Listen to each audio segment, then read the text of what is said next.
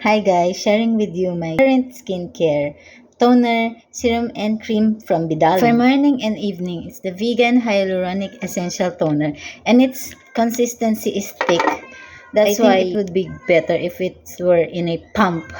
Contents do not easily dispense.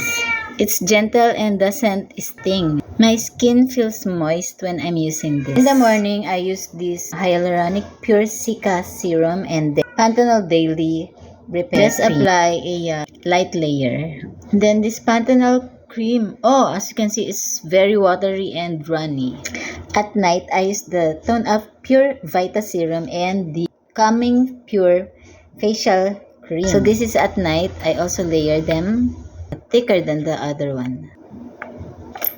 See, it can hold. And I like that they all do not have any strong scent and they are very gentle.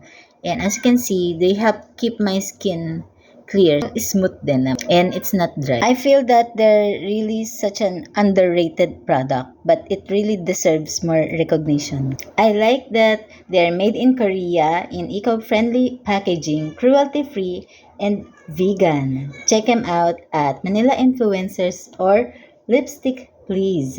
Bidali.